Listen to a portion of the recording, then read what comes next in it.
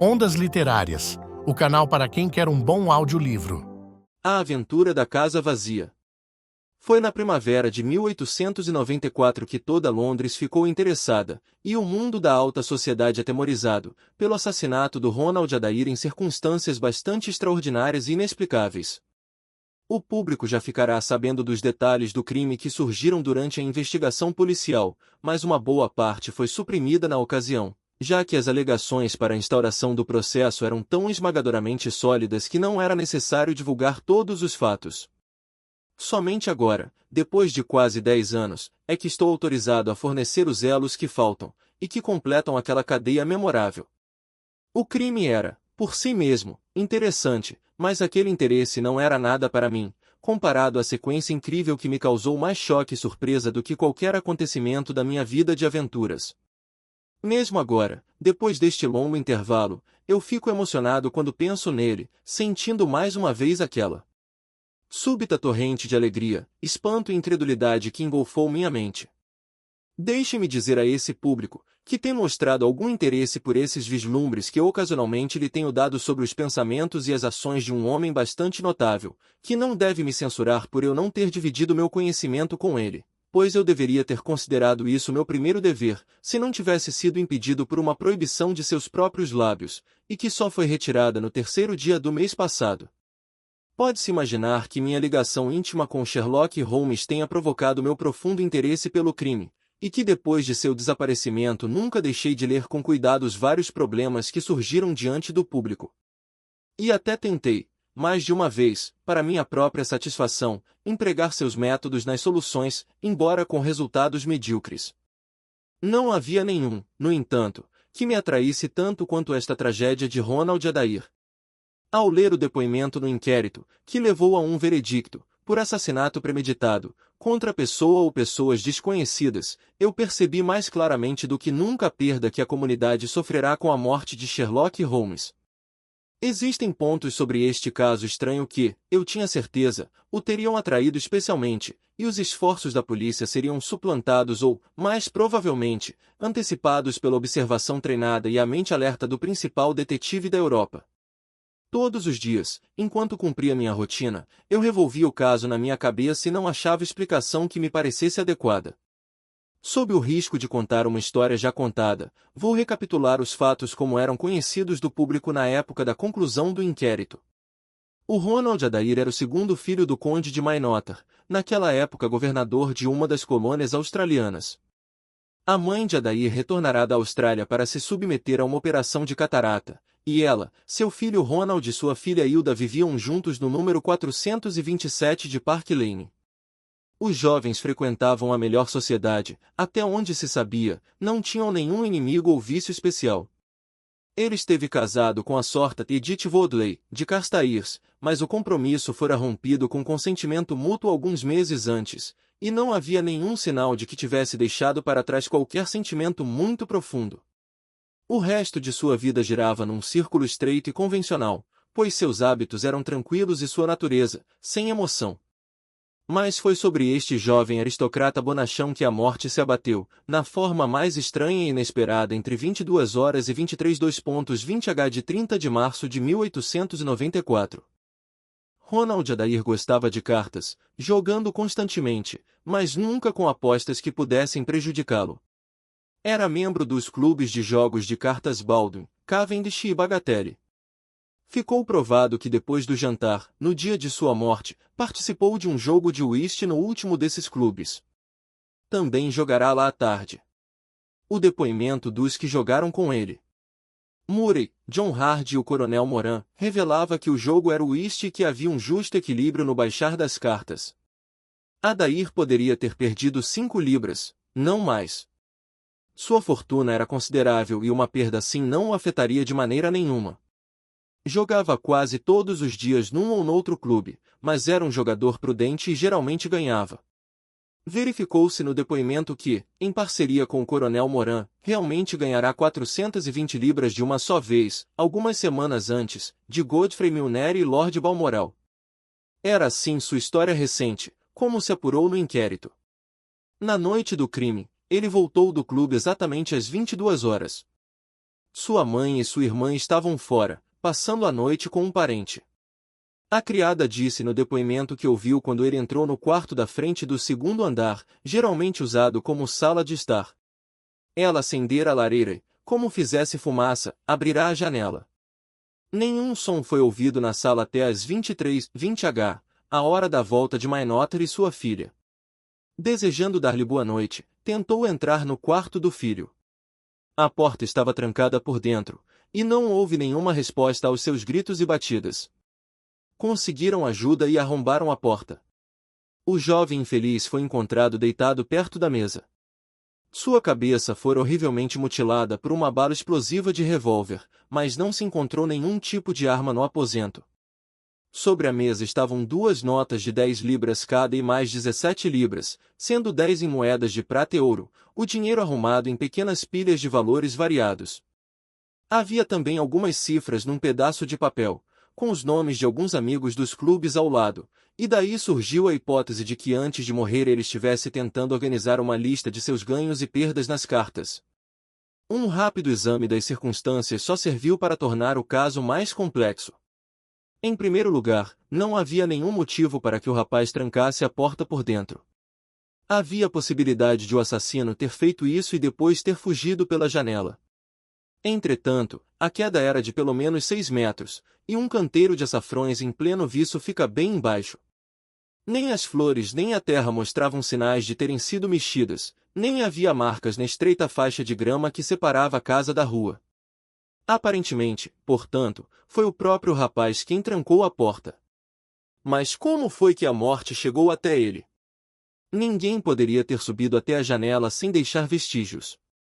Supondo que um homem atirou pela janela, ele teria de ser um atirador excepcional para poder, com um revólver, causar um ferimento tão mortal. Park Lane é uma via pública muito movimentada, há um ponto de cabriolés de aluguel a menos de 100 metros da casa. Ninguém ouvirá o tiro. E, mesmo assim, havia o homem morto, e a bala de revólver, que havia se expandido como um cogumelo, como fazem as balas de ponta mole, e causou um ferimento que deve ter provocado morte instantânea. Eram essas as circunstâncias do mistério de Park Lane, complicadas ainda mais pela ausência total de motivo, já que, como eu disse, ninguém sabia que o jovem Adair tivesse algum inimigo, e não foi feita nenhuma tentativa para tirar o dinheiro ou valores do quarto. Todo dia eu analisava estes fatos, tentando encontrar uma teoria que abrangesse todos eles, e descobrir aquela linha de menor resistência, que meu pobre amigo afirmava ser o ponto de partida de toda a investigação. Confesso que fiz poucos progressos. À noite, perambulei pela Park e só dei por mim lá pelas 6 horas, em Oxford Street, no final de Park Lane. Um grupo de vadios na calçada, todos olhando para uma janela, me fez ir em direção à casa que vier olhar. Um homem alto e magro, com óculos coloridos, que eu suspeitava fortemente ser um detetive à paisana, estava expondo alguma teoria própria, enquanto os outros o rodeavam para ouvir o que ele dizia. Fiquei o mais perto possível dele, mas suas observações me pareceram absurdas, de modo que fui embora um pouco desapontado. Ao fazer isto, esbarrei num homem velho e deformado que estivera ali atrás de mim, e derrubei muitos dos livros que ele estava carregando. Lembro-me de que, enquanto os recolhia, notei o título de um deles, e me ocorreu que o sujeito deveria ser algum pobre bibliófilo que, por negócio ou por colecionava livros antigos. Tentei me desculpar pelo incidente, mas era evidente que aqueles livros, que eu maltratei de modo tão desastrado, eram objetos muito preciosos aos olhos de seu dono. Com um grunhido de descontentamento, deu meia volta e vi suas costas encurvadas e as suíças brancas desaparecerem na multidão. Minhas observações sobre o número 427 de Park Lane não ajudaram muito a esclarecer o problema que me interessava. A casa era separada da rua por um muro baixo e uma grade, não mais do que 1,5 metros de altura no total. Portanto, era muito fácil para qualquer um entrar no jardim, mas a janela era totalmente inacessível, já que não havia nenhuma calha ou qualquer coisa que pudesse ajudar o mais decidido dos homens a escalá-la. Mais intrigado do que nunca, voltei pelo mesmo caminho para Kensington. Eu não estava mais de 5 minutos no meu gabinete quando a empregada entrou para dizer que uma pessoa queria falar comigo. Para minha surpresa, não era outro senão o estranho e velho colecionador de livros, seu rosto severo e murcho, espreitando-me por entre tufos de cabelos brancos, e seus livros preciosos, pelo menos uma dúzia deles, apertados sob o seu braço direito. Está surpreso de me ver, senhor, disse ele, numa voz estranha e áspera. Admiti que estava. Bem, tenho uma consciência, senhor, e quando por acaso eu o vi entrando nesta casa, enquanto eu vinha mancando atrás, pensei comigo mesmo, vou dar uma entradinha e visitar aquele homem bondoso, e dizer-lhe que se tive uma atitude um pouco rude, não foi por mal, e que estou muito agradecido a ele por apanhar meus livros. Você se incomoda demais por uma coisa banal, eu disse. Posso perguntar como soube quem eu era? Bem, senhor, se não for uma liberdade muito grande, sou seu vizinho, pois encontrará minha pequena livraria na esquina de Chart Street, e muito contente por vê-lo, com certeza. Talvez o senhor mesmo os colecione. Aqui estão, e, uma pechincha, qualquer um deles. Com 5 volumes poderia preencher aquela lacuna na segunda prateleira. Parece desarrumada, não? Virei a cabeça para olhar a prateleira atrás de mim. Quando me virei novamente, Sherlock Holmes estava sorrindo para mim, do outro lado da minha mesa. Levantei-me, encarei-o por alguns segundos com total espanto, e depois parece que desmaiei pela primeira e última vez na minha vida. Com certeza uma nuvem cinzenta rodopiou diante dos meus olhos, e quando se dissipou, descobri que meu colarinho estava aberto e senti o restinho do gosto de nos lábios. Holmes estava curvado sobre minha cadeira, de cantil na mão. Meu caro Watson, disse a voz tão conhecida, eu lhe devo 1000 desculpas. Não sabia que ficaria tão abalado. Agarrei-o pelos braços. Holmes! Gritei. É você mesmo. Você está vivo mesmo? É possível que tenha conseguido escalar aquele abismo horrível? Espere um momento, disse ele. Tem certeza de que é capaz de discutir coisas? Eu lhe provoquei um choque grave com a minha reaparição desnecessariamente dramática.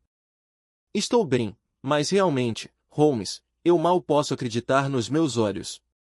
Meu Deus! Pensar que você, de todos os homens, estaria no meu gabinete. Eu o segurei novamente pela manga e senti por baixo o braço magro e rijo. Bem, de qualquer modo, você não é um espírito, disse eu. Meu caro amigo, estou radiante por vê-lo. Sente-se e conte como saiu com vida daquele abismo terrível. Ele sentou-se na minha frente e acendeu um cigarro com seu antigo jeito displicente. Estava vestido com a sobrecasaca desmazelada do vendedor de livros, mas o resto daquele indivíduo estava empilhado na mesa, os cabelos brancos e os velhos livros. Holmes parecia até mais magro e vivo do que antes, mas havia um tom branco de morte no seu rosto de feições aquilinas que indicava que sua vida, ultimamente, não fora muito saudável. Estou feliz por me esticar, Watson, disse. Não é brincadeira quando um homem alto tem que diminuir sua estatura durante várias horas. Agora, meu caro amigo, no caso dessas explicações, nós temos pela frente, se puder pedir a sua cooperação, uma noite de trabalho difícil e perigoso. Talvez seja melhor eu lhe fazer um resumo de toda a situação quando o trabalho estiver terminado. Estou cheio de curiosidade. Prefiro ouvir agora. Virá comigo esta noite? Quando e onde quiser. Isto é, de fato, como nos velhos tempos. Nós precisamos de um pequeno jantar antes de ir. Bem, então sobre aquele abismo. Não tive grandes dificuldades em sair dele, pela simples razão de que jamais estive nele. Jamais esteve nele? Não, Watson, nunca. Meu bilhete para você era absolutamente genuíno. Tive pouca dúvida de que tivesse chegado ao fim da minha carreira quando percebi aquela silhueta um tanto sinistra do falecido professor Moriarty, de pé sobre a trilha estreita que levava à segurança. Li nos seus olhos um propósito inexorável. Portanto, troquei alguns comentários com ele e obtive sua permissão para escrever a pequena nota que você recebeu depois. Deixei-a com meu maço de cigarros e minha bengala, e andei ao longo da trilha, Moriarty ainda nos meus calcanhares. Quando cheguei ao final, parei, acuado. Ele não tinha arma, mas correu na minha direção e jogou seus braços longos em torno de mim. Ele sabia que seu próprio jogo estava acabado, sentia-se ansioso para se vingar em mim. Cambaleamos juntos pela borda da cachoeira. Mas tenho algum conhecimento ou o método japonês de luta corpo a corpo, o que me foi muito útil mais de uma vez. Esquivei-me de suas garras, e ele, com um grito horrível, rolou desvairado por alguns segundos, tentando agarrar o ar com as duas mãos. Mas, apesar de todos os esforços, não conseguiu se equilibrar e caiu. Olhando por sobre a borda, eu o vi cair um bom pedaço. Depois bateu numa pedra, quicou e caiu em água. Escutei com assombro a sua explicação, que Holmes ia contando entre baforadas de seu cigarro. Mas as pistas! Gritei. Eu vi, com meus próprios olhos, que 2 desceram a trilha e nenhum voltou. Já chegarei nesta parte. No instante em que o professor Moriarty desapareceu, me dei conta da oportunidade realmente extraordinária e feliz que o acaso colocará no meu caminho. Eu sabia que Moriarty não era o único homem que me jurara de morte. Havia pelo menos 3 outros cujo desejo de vingança contra mim só iria aumentar com a morte de seu líder. Todos eram homens extremamente perigosos. Um ou outro com certeza me pegaria.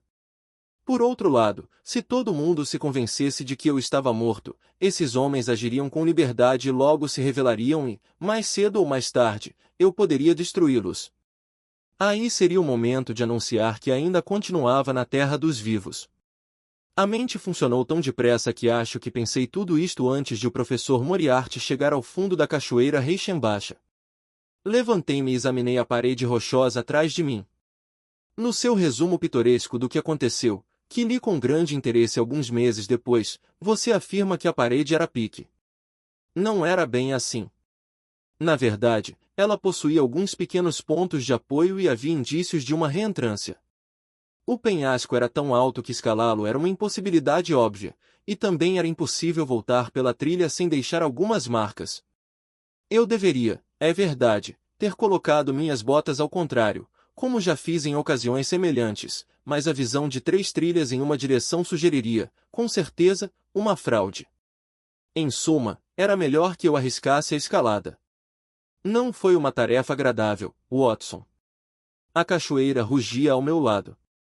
Não sou uma pessoa fantasiosa, mas lhe dou minha palavra de que julguei ter escutado a voz de Moriarty gritando para mim do fundo do abismo. Um erro teria sido fatal. Mais de uma vez, quando tufos de capim saíam nas minhas mãos ou meus pés escorregavam nas saliências da rocha, pensei que era o meu fim. Mas lutei para subir, e finalmente alcancei uma reentrância profunda e coberta de um musgo verde e macio, onde podia ficar sem ser visto, no mais perfeito conforto. Eu estava estirado ali quando você, meu caro Watson, e todos que o seguiam investigavam, da maneira mais simpática e ineficiente, as circunstâncias da minha morte. Por fim, quando todos vocês tiraram suas conclusões inevitáveis e totalmente errôneas, voltaram ao hotel e fiquei sozinho. Eu imaginara que havia chegado ao fim de minhas aventuras, mas um incidente bastante inesperado mostrou que ainda havia mais surpresas para mim. Uma rocha enorme, vinda lá de cima, passou por mim com estrondo, bateu na trilha e rolou para dentro do abismo. Por um instante pensei que fosse um acidente, mas logo depois, olhando para cima, vi a cabeça de um homem contra o céu quase escuro, e outra pedra bateu na reentrância em que eu estava estirado, a menos de 30 centímetros da minha cabeça. Naturalmente, o significado disso era óbvio. Moriarty não estivera ali sozinho. Um comparsa, e aquele único vislumbre bastou para me mostrar que o cúmplice era um homem perigoso. Cúmplice ficará de guarda enquanto o professor me atacava. De uma certa distância, sem ser visto por mim, fora testemunha da morte do seu amigo e da minha fuga. Ficará esperando e depois, dando a volta no topo do penhasco, tentará obter êxito onde seu companheiro falhara. Não me demorei muito pensando no assunto, Watson. Novamente vi aquele rosto sinistro olhando por cima do penhasco, e soube que viria outra pedra. Arrastei-me para a trilha. Acho que não poderia ter feito aquilo a sangue frio. Era 100 vezes mais difícil do que me levantar. Mas eu não tinha tempo para pensar no perigo, pois outra pedra passou zunindo por mim enquanto eu me segurava na borda da saliência. No meio da descida, escorreguei mais, graças a Deus, aterrissei, rasgado e sangrando, sobre a trilha. Saí correndo, atravessei mais 10 quilômetros pelas montanhas no escuro, E uma semana depois eu estava em Florença, certo de que ninguém no mundo sabia o que acontecerá comigo. Só tinha um confidente, meu irmão Mycroft. Tenho de lhe pedir muitas desculpas, meu caro Watson, mas era importantíssimo que você pensasse que eu estava morto, e era quase certo que você não teria escrito um relato tão convincente da minha morte dramática se não acreditasse realmente nela. Várias vezes nos últimos 3 anos peguei uma caneta para escrever a você, mas sempre temi que sua amizade afetuosa por mim o levasse a cometer alguma indiscrição que pudesse trair o meu segredo. Por esse motivo, me afastei de você esta noite, quando derrubou meus livros, pois eu estava em perigo àquela hora, e qualquer demonstração de surpresa e emoção de sua parte chamaria atenção para minha identidade e acarretaria resultados deploráveis e irreparáveis. Tive de confiar em Mycroft para obter o dinheiro de que precisava. As coisas em Londres não correram tão bem quanto eu desejava, porque o julgamento da gangue de Moriarty deixou em liberdade 2 de seus membros mais perigosos, meus inimigos mais vingativos. Portanto, viajei durante 2 anos pelo Tibete, e me diverti visitando Lhasa, e passando alguns dias com o chefe Lama. Você deve ter lido a respeito das notáveis explorações de um norueguês chamado Sigerson, mas tenho certeza de que nunca lhe ocorreu que estava recebendo notícias do seu amigo. Depois passei pela Pérsia, dei uma olhada em Meca e fiz uma visita curta, mas interessante, ao Califa, em Khartum, cujos resultados comuniquei ao Ministério das Relações Exteriores.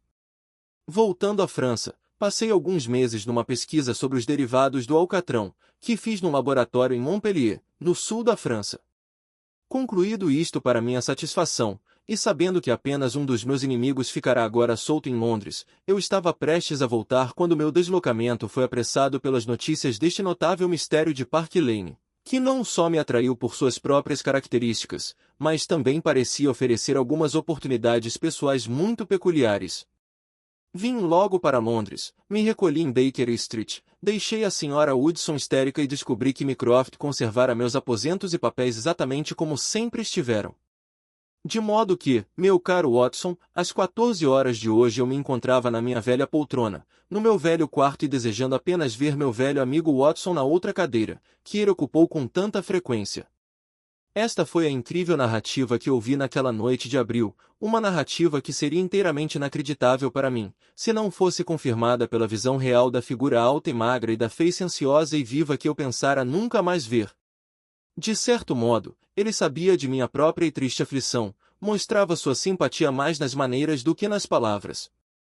O trabalho é o melhor antídoto para a tristeza, meu caro Watson, disse ele, e eu tenho um bocado de trabalho para nós dois esta noite, e se ele for concluído com êxito, bastará para justificar a vida de um homem neste planeta. Pedi em vão para que ele me contasse mais. Você vai ver e ouvir o suficiente até amanhã, ele respondeu. Nós temos 3 anos de passado para discutir. Vamos nos limitar a isso até às 21:30h, quando então começaremos a notável aventura da casa vazia. Era realmente como nos velhos tempos, quando, àquela hora, eu me sentei ao lado dele num cabriolé, revólver no bolso, e a excitação da aventura no coração. Holmes estava frio, sombrio e silencioso. Quando as luzes dos postes batiam sobre a sua fisionomia austera, eu via que as sobrancelhas estavam franzidas em meditação e os lábios comprimidos. Não sabia que monstro selvagem nós estávamos prestes a caçar na selva escura do crime de Londres, mas tinha certeza, pela conduta deste mestre caçador, que a aventura era das mais sérias, embora o sorriso sardônico que rompia de vez em quando a sua melancolia austera indicasse pouca sorte para o objeto da nossa busca. Eu imaginara que estávamos indo para Baker Street, mas Holmes mandou o cabriolé parar na esquina da Cavendish Square. Observei que, quando saltou, deu uma olhada atenta para a direita e para a esquerda, e, a cada esquina subsequente, ele tomava os maiores cuidados para se assegurar de que não estava sendo seguido. Nosso trajeto, certamente, era singular. O conhecimento que Holmes tinha dos atalhos de Londres era extraordinário, e nesta ocasião ele passou rapidamente, e com um passo seguro, por uma série de garagens e estábulos de cuja existência eu nunca soubera. Saímos finalmente numa estrada pequena, ladeada de casas velhas e austeras, que nos levou a Manchester Street, e daí para Blandford Street. Ali ele desceu rapidamente por uma passagem estreita, entrou por um portão de madeira num pátio deserto e então abriu com uma chave a porta dos fundos de uma casa. Entramos juntos, e ele a fechou atrás de nós. O lugar estava totalmente escuro, mas para mim era evidente que se tratava de uma casa vazia. Nossos pés estalavam no assoalho nu, e minha mão estendida tocou uma parede, cujo papel estava rasgado em tiras. Os dedos finos e frios de Holmes se fecharam em torno do meu pulso e me conduziram através de um saguão, até que percebi vagamente a lúgubre clarabóia na bandeira da porta. Ali, Holmes virou de repente para a direita, e nos encontramos numa sala ampla, quadrada, vazia, muito escura nos cantos, mas fracamente iluminada no centro pelas luzes que vinham da rua. Como não havia nenhum poste próximo e o vidro da janela estivesse opaco devido ao pó, podíamos apenas vislumbrar os vultos um do outro ali dentro. Meu amigo pôs a mão no meu ombro e os lábios perto do meu ouvido. "Você sabe onde estamos?" sussurrou. "Certamente aquela é Baker Street", respondi, olhando através da janela opaca. "Exatamente. Estamos em Camden House, que fica em frente aos nossos velhos aposentos." "Mas por que estamos aqui?" "Porque tem uma vista excelente daquele pitoresco bloco de edifícios." "Posso pedir-lhe o incômodo, meu caro Watson, de chegar um pouco mais perto da janela, tomando cuidado para não se mostrar, e então olhar para os nossos velhos aposentos, o ponto de partida de tantos dos nossos pequenos contos de fadas? Veremos se a minha ausência de 3 anos eliminou totalmente o meu poder de surpreendê-lo." Rastejei para frente e olhei para a janela conhecida. Assim que bati os olhos nela, engasguei e soltei um grito de assombro. A parte transparente da janela estava abaixada e uma luz forte estava ardendo na sala. A sombra de um homem sentado numa cadeira lá dentro era um vulto negro, forte, contra o anteparo luminoso da janela. Não havia erro quanto à postura da cabeça, os ombros quadrados, a aspereza dos traços. O rosto estava meio de lado, e o efeito era o mesmo de uma dessas silhuetas negras que nossos avós adoravam fazer. Era uma reprodução perfeita de Holmes. Fiquei tão surpreso que estendi minha mão para ter certeza de que o próprio homem estava ao meu lado. Ele estremecia com um riso silencioso. "Então?" perguntou. "Meu Deus!" exclamei. "É maravilhoso. Acredito que a idade não faz definhar nem deteriora minha multiplicidade infinita", disse ele, e percebi na sua voz o prazer e orgulho que o artista sente com sua própria criação. "Parece realmente comigo, não? Estaria pronto a jurar que era você." O mérito da execução cabe a Oscar Meunier, de Grenoble, que passou alguns dias fazendo a moldagem. É um busto de cera. O resto eu mesmo arranjei durante minha visita a Baker Street esta tarde. Mas por quê? Porque, meu caro Watson, tenho os mais fortes motivos para desejar que certas pessoas pensem que eu estava lá, enquanto, na verdade, eu estava em outro lugar. E você pensou que os quartos estavam sendo vigiados? Eu que estavam. Por quem? Pelos meus velhos inimigos, Watson. Pela encantadora sociedade cujo líder jaz na cachoeira Reichenbacher. Você deve se lembrar que eles, e só eles, sabiam que eu ainda estava vivo. Acreditavam que mais cedo ou mais tarde eu voltaria aos meus aposentos. Eles o vigiavam permanentemente, e esta manhã me viram chegar. Como você sabe? Porque reconheci o vigia deles quando dei uma olhada pela janela. É um sujeito inofensivo chamado Parker, ladrão por profissão e um notável tocador de berimbau. Não liguei para ele. Mas prestei muita atenção na pessoa muito mais terrível que estava atrás dele, o amigo íntimo de Moriarty, o homem que atirou as rochas do penhasco, o criminoso mais perigoso e cheio de manhãs de Londres. É este que está atrás de mim esta noite, Watson, e este é o homem que ignora que nós é que estamos atrás dele. Os planos de meu amigo iam se revelando aos poucos. Deste recuo conveniente, os observadores estavam sendo observados e os rastreadores rastreados. Aquela sombra angulosa lá em cima era a isca e nós, os caçadores. Ficamos juntos em silêncio no escuro observando as figuras apressadas que iam e vinham diante de nós. Holmes estava mudo e imóvel, mas posso afirmar que se mantinha bastante alerta e que ele examinava atentamente o fluxo de passantes. Era uma noite fria e agitada, e o vento soprava cortante pela rua comprida. Muita gente ia e vinha, a maioria agasalhada em seus casacos e cachecóis. Uma ou duas vezes tive a impressão de que vira a mesma pessoa antes, e notei especialmente dois homens, que pareciam estar se protegendo do vento no vão da porta de uma casa um pouco mais adiante. Tentei chamar a atenção de meu amigo para eles, mas Holmes deu um pequeno resmungo de impaciência e continuou a olhar para a rua. Mais de uma vez ele mexeu com o pé e bateu de leve com os dedos na parede. Era evidente que ele começava a irritar-se e que seus planos não corriam como planejara. Por fim, quando a meia-noite se aproximava e a rua aos poucos ficava vazia, ele ficou andando de um lado para outro na sala, numa agitação incontrolável. Eu ia fazer um comentário, quando levantei os olhos para a janela iluminada e tive de novo uma surpresa quase tão grande quanto a anterior. Puxei o braço de Holmes e apontei para cima. A sombra se moveu. Gritei. Não era mais o perfil, e sim as costas que agora estavam viradas para nós. 3 anos certamente não aplainaram a aspereza do seu temperamento ou sua impaciência com uma inteligência menos ativa que a sua. É claro que se moveu, disse ele. Será que sou uma pessoa tão desastrada e ridícula, Watson, que montaria uma fraude óbvia, esperando que alguns dos homens mais espertos da Europa fossem enganados por ela? Estamos nesta sala há 2 horas, e a senhora Hudson fez mudanças naquela figura 8 vezes, ou uma vez a cada 15 minutos. Ela as faz pela frente, para que sua sombra nunca seja vista. Ah! Ele aspirou com força, uma respiração excitada e estridente.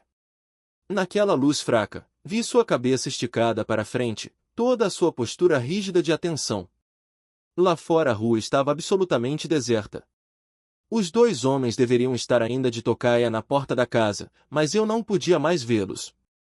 Tudo estava quieto e escuro, menos aquela brilhante tela amarela à nossa frente, com a figura negra desenhada no centro. De novo, no silêncio total, ouvi aquela nota fina e sibilante, que revelava intensa excitação sufocada. Um instante depois, ele me puxou para trás, para o canto mais escuro da sala, e senti sua mão tapando minha boca, num sinal de advertência. Os dedos que me agarravam estavam tremendo.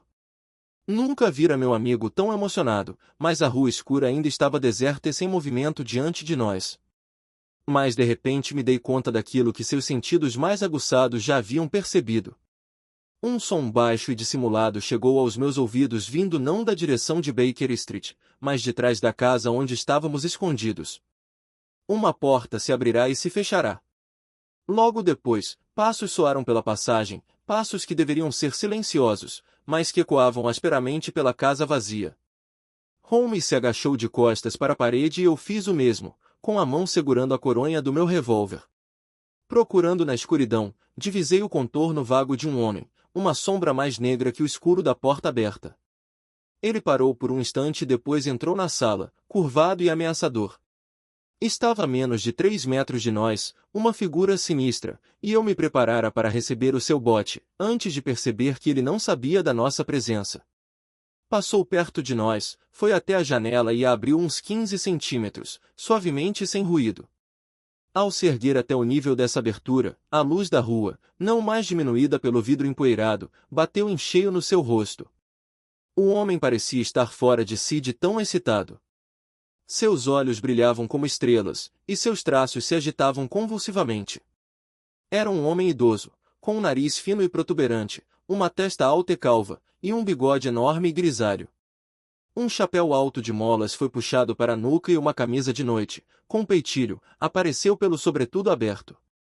Seu rosto era magro e moreno, marcado por linhas profundas e ferozes. Carregava na mão o que parecia ser uma bengala mas, ao ser deixada no chão, fez um som metálico. Então tirou um objeto volumoso do bolso do sobretudo e se ocupou com alguma tarefa que terminou num clique agudo e alto, como se uma mola ou ferrolho tivesse entrado no lugar. Ainda ajoelhado no chão, inclinou-se para frente e empregou toda a sua força e seu peso em alguma barra, resultando num barulho estridente, longo e confuso, que acabou uma vez mais num forte clique.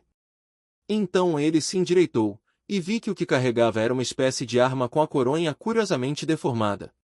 Ele abriu pela culatra, pôs alguma coisa dentro e fechou a tranca.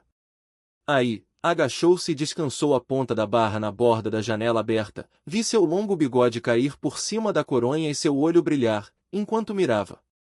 Ouviu um pequeno suspiro de satisfação quando encostou a coronha no ombro, e viu o surpreendente alvo, o homem negro no fundo amarelo, bem visível na extremidade da sua alça de mira. Ficou rígido e imóvel por um instante. Então seu dedo apertou o gatilho. Houve um silvo alto e estranho, e um barulho de vidro quebrado.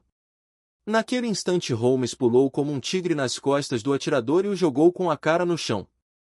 Num segundo o sujeito estava de pé novamente, com um esforço convulsivo, agarrou Holmes pela garganta, mas bati na sua cabeça com o cabo do meu revólver e ele caiu no chão mais uma vez.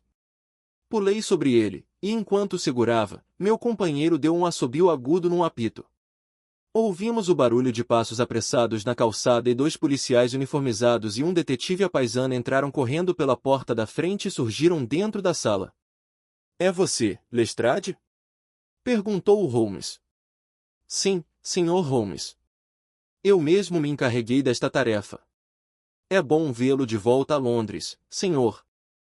Acho que você quer uma pequena ajuda extraoficial. 3 assassinatos sem solução em um ano não o ajudarão, Lestrade. Mas você conduziu o mistério Molesey abaixo do seu normal, ou seja, o conduziu muito bem. Nós todos havíamos nos levantado, nosso prisioneiro, muito ofegante, tinha um policial robusto de cada lado. Alguns vadios já se aglomeravam na rua. Holmes foi até a janela, fechou-a e abaixou as persianas. Lestrade trouxera 2 velas, e os policiais acenderam as lanternas. Finalmente eu podia dar uma boa olhada no prisioneiro. Era um rosto extremamente viril mais sinistro que estava voltado para nós. Com a testa de um filósofo e a boca de um libertino, o homem deve ter começado com grande capacidade para o bem ou para o mal. Mas ninguém poderia olhar para seus cruéis olhos azuis, com as pálpebras cínicas e caídas, ou para o nariz agressivo e feroz e as sobrancelhas cerradas e ameaçadoras sem perceber os sinais mais evidentes de perigo da natureza. Não prestava atenção em nenhum de nós, mas seus olhos permaneciam fixos no rosto de Holmes, com uma expressão na qual ódio e assombro se misturavam. "Seu demônio!" Ele continuava a murmurar. "Seu demônio esperto, esperto!" "Ah, coronel!" disse Holmes, ajeitando o colarinho desarrumado. "Viagens acabam como encontros de amantes, como diz a velha canção. Creio não ter tido o prazer de vê-lo desde que me dispensou aquelas atenções, enquanto eu estava na saliência sobre a cachoeira Reichenbacher." O coronel ainda encarava meu amigo como um homem em transe. "Seu demônio manhoso, manhoso!" Era tudo o que conseguia dizer. "Ainda não os apresentei", disse Holmes. "Este, cavalheiros, é o coronel Sebastian Moran, do exército indiano de Sua Majestade, o melhor atirador de armas pesadas que o nosso Império Oriental já produziu. Acho que estou certo, coronel, em dizer que sua coleção de tigres continua sem rivais?" O velho feroz não disse nada, mas ainda fitava meu amigo. Com seus olhos selvagens e o bigode eriçado, parecia-se maravilhosamente com um tigre. "Pergunto-me como um estratagema tão simples poderia enganar um tão velho", disse Holmes. "Ele deve ser muito familiar para você.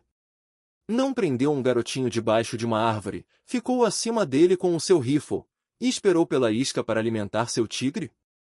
Esta casa vazia é a minha árvore e você, o meu tigre. Provavelmente você tinha outras armas de reserva para o caso de haver muitos tigres, ou na suposição desagradável de falhar na pontaria.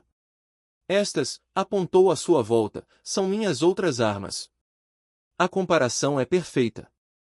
O coronel Moran deu um pulo para frente com um rugido de ódio, mas foi puxado para trás pelos guardas. A fúria em seu rosto era terrível de se ver. "Confesso que você tinha uma pequena surpresa para mim", disse Holmes. "Eu não previ que você iria usar pessoalmente esta casa vazia e essa conveniente janela da frente. Eu imaginei que você agiria da rua, onde meu amigo Lestrade e seus homens joviais estavam esperando por você. Com exceção disso, tudo correu como eu esperava." O coronel Moran virou-se para o inspetor. "Você pode ou não ter uma causa justa para me prender", disse ele, "mas pelo menos não existe motivo para me submeter à tagarelice deste cidadão. Se eu estou nas mãos da lei, que as coisas sejam feitas de uma maneira legal." "Bem, isto é razoável", disse Lestrade. "Não tem mais nada a dizer, Sr. Holmes, antes de irmos... Holmes apanhara do chão a poderosa arma de pressão e estava examinando seu mecanismo. Uma arma única e admirável, disse ele, silenciosa e com um poder tremendo. Eu sabia de von Herder, o mecânico alemão cego, que a fabricara por ordem do falecido professor Moriarty. Há anos eu sabia de sua existência, embora nunca tenha tido a oportunidade de segurá-la. Recomendo a sua atenção especial, Lestrade, e também para as balas que a carregam. Pode confiar-nos a sua guarda, Sr. Holmes, disse Lestrade enquanto o grupo todo se dirigia para a porta.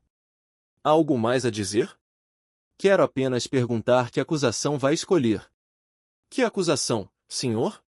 Ora, naturalmente a tentativa de assassinato do Sr. Sherlock Holmes. Não, Lestrade. Não tenho a intenção de aparecer neste caso. A você, e somente a você, cabem os créditos da prisão notável que fez. Sim, Lestrade, eu o congratulo. Com sua habitual e feliz mistura de audácia e esperteza, você o pegou. Peguei-o. Peguei quem, Sr. Holmes?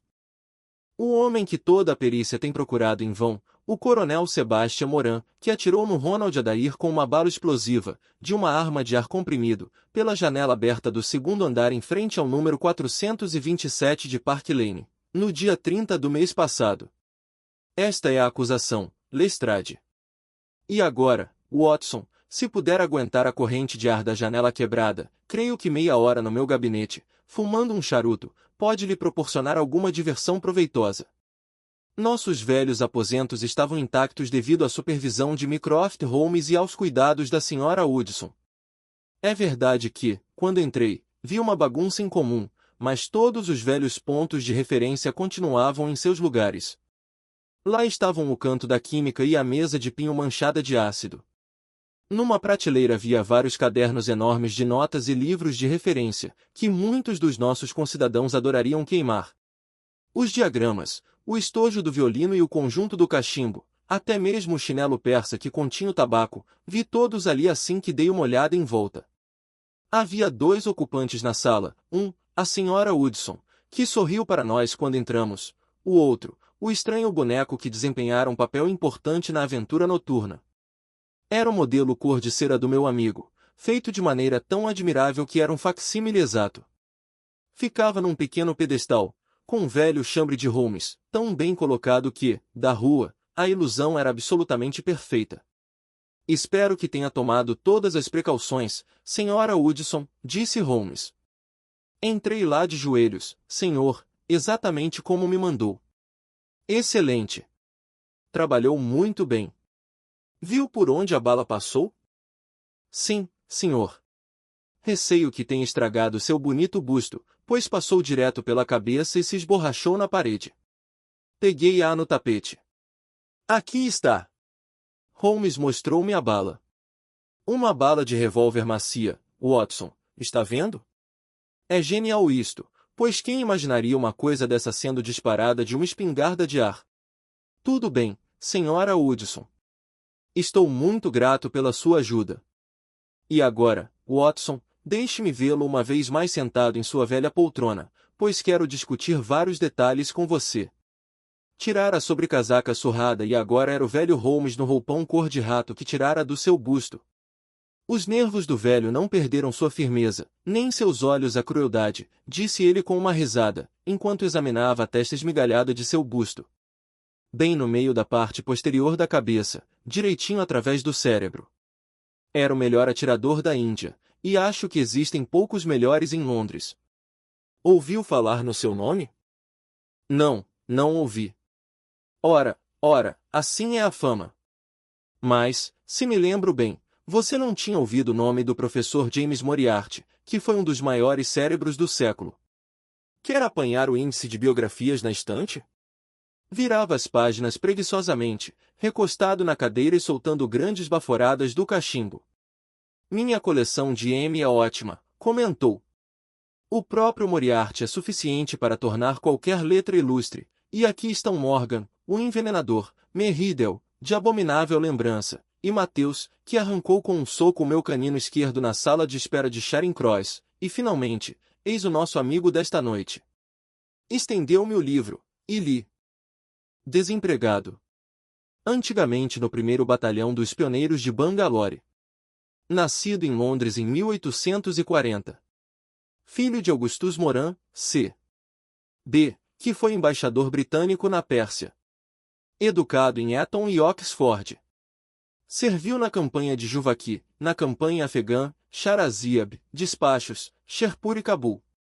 Autor de 1881, 1884. Endereço, Conduit Street. Clubes, o Anglo-Indiano, o Tankerville e o Clube Bagatelle de Cartas. Na margem estava escrito, com a letra firme de Holmes: o segundo homem mais perigoso de Londres. É assombroso, eu disse ao devolver o livro. A carreira deste homem é a de um soldado honrado. É verdade, respondeu Holmes. Até certo ponto ele agiu corretamente. Sempre foi um homem de nervos de aço, e conta-se ainda na Índia a história de como se arrastou por um escoadouro atrás de um tigre devorador de homens ferido.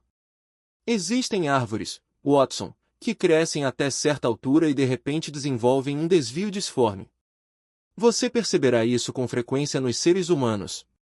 Tenho uma teoria segundo a qual o indivíduo reproduz no seu desenvolvimento toda a evolução de seus antepassados e que uma mudança repentina, para o bem ou para o mal, surge em consequência de alguma forte influência ocorrida em sua linhagem. Isto com certeza é bem fantasioso. Bem, não vou insistir neste ponto. Seja qual for a causa, o coronel Moran começou a comportar-se mal. Sem qualquer escândalo público, ainda tornou a Índia quente demais para abrigá-lo. Reformou-se, veio para Londres e adquiriu de novo uma fama. Nessa época, foi requisitado pelo professor Moriarty, para quem trabalhou durante algum tempo como chefe da equipe. Moriarty o abastecia generosamente de dinheiro e o utilizou em apenas 1 ou 2 trabalhos de primeira categoria, que nenhum criminoso comum poderia realizar. Você deve ter alguma lembrança da morte da Sra. Stewart, de Lauder, em 1887. Não? Bem, estou certo de que Moran estava por trás disso, mas nada pôde ser provado. Foi tão esperto que, mesmo quando a quadrilha de Moriarty foi desbaratada, nós não conseguimos incriminá-lo. Você se lembra de que naquela data, quando fui visitá-lo em seus aposentos, fechei as venezianas com medo das armas de ar comprimido? É claro que você pensou que eu era um lunático. Eu sabia o que estava fazendo, porque tinha conhecimento da existência dessa arma notável, e sabia também que um dos maiores atiradores do mundo estaria atrás de mim. Quando fomos para a Suíça, ele nos seguiu com Moriarty, sem sombra de dúvida, foi ele quem me proporcionou aqueles malditos 5 minutos na saliência de Reichenbach. Pode imaginar que li aqueles papéis com atenção durante minha estada na França, à espera de alguma oportunidade de pegá-lo pelo pé. Assim que ele estivesse livre em Londres, minha vida não valeria absolutamente nada. Noite e dia sua sombra estaria no meu encalço, e cedo ou tarde ele teria sua oportunidade. O que eu poderia fazer? Não poderia simplesmente atirar nele, ou eu mesmo iria para o banco dos réus. Não adiantaria apelar para um juiz. Eles não poderiam interferir com energia no que, para eles, pareceria uma suspeita insensata. Portanto, não poderia fazer nada. Mas olhava as notícias de crimes, sabendo que mais cedo ou mais tarde eu o pegaria. Aí veio a morte desse Ronald Adair. Minha oportunidade chegará finalmente. Pelo que eu sabia, não era certo que o coronel Moran tivesse feito isso? Ele jogará cartas com o rapaz, seguirá-o do clube até em casa, atirará nele através da janela aberta. Sobre isso não havia dúvidas. Só as balas seriam suficientes para enforcá-lo. Comecei a trabalhar logo. Fui visto pela sentinela que, eu sabia, iria chamar a atenção do coronel para minha presença. Ele não deixaria de ligar a minha volta repentina ao seu crime e ficaria terrivelmente alarmado. Eu tinha certeza de que ele tentaria me tirar do caminho e usaria sua arma mortal com este propósito. Deixei para ele um ótimo alvo na janela e, tendo avisado a polícia de que poderíamos precisar dela, falando nisso, Watson, você descobriu a presença deles na porta com grande exatidão, ocupei o lugar que me pareceu ser um bom posto de observação, sem nunca ter imaginado que ele escolheria o mesmo lugar para o seu ataque. Agora, meu caro Watson, quer que eu explique mais alguma coisa? Sim, eu disse. Você não esclareceu qual o motivo do Coronel Moran para assassinar o Ronald Adair. Ah, meu caro Watson, aqui entraremos nos domínios da conjectura, onde a mais lógica das mentes pode falhar. Cada um pode formular sua própria hipótese em cima da evidência existente, e a sua pode estar tão correta quanto a minha. Tem uma, então? Acho que não é tão difícil explicar os fatos. Foi revelado no inquérito que o Coronel Moran e o jovem Adair tinham, entre eles, ganhado uma soma considerável. Agora, sem dúvida Moran jogava sujo, disso eu sabia há muito tempo. Acho que, no dia do crime, Adair descobriu que Moran andava trapaceando. É provável que tenha falado com ele em particular e tenha ameaçado denunciá-lo, a menos que desistisse voluntariamente de ser membro do clube, e prometesse não jogar cartas de novo. É improvável que um jovem como Adair fizesse logo um escândalo terrível, expondo um homem tão conhecido e mais velho que ele. Certamente agiu como imaginei. A exclusão de seus clubes significaria ruína para Moran, que vivia de seus ganhos nas cartas, conseguidos de modo desonesto. Portanto, assassinou Adair, que àquela hora estava tentando descobrir quanto dinheiro deveria devolver, já que não poderia lucrar com o jogo sujo do seu parceiro. Trancou a porta para que as mulheres não o surpreendessem e insistissem em saber o que ele estava fazendo com aqueles nomes e as moedas. Aprovado? Não tenho dúvida de que você descobriu a verdade. Será confirmada ou contestada no julgamento. Enquanto isso, o Coronel Moran não nos atrapalhará mais. A famosa arma de ar de Von Herder irá enfeitar o museu da Scotland Yard e mais uma vez o Sr. Sherlock Holmes está livre para dedicar sua vida a examinar aqueles probleminhas interessantes que a vida complexa de Londres apresenta com tanta fartura. Obrigado por assistir. Se esse conteúdo lhe foi útil, deixe um like, se inscreva no canal e que Deus te abençoe.